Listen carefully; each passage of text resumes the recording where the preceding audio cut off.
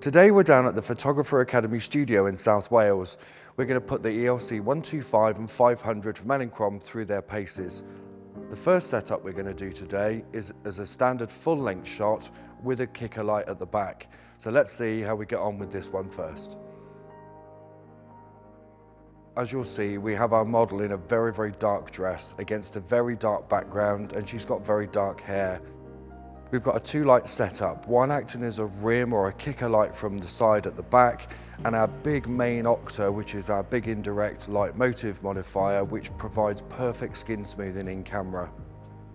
So the first finished image you can see is our main light and our kicker light both together, providing the separation and the depth. I've metered the main working aperture at 5.6. This enables me to get enough depth of field to get everything I need in focus. This image is using just our main light. We've lost the detail between the subject and the background.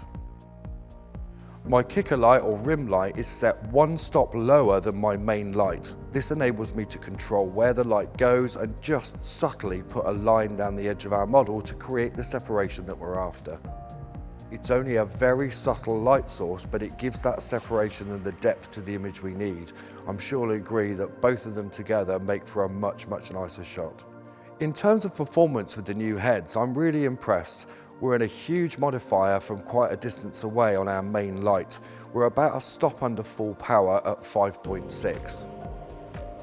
Our little ELC 125 is acting as our kicker light. It's running around about half power, which is the equivalent of around about 70 watts.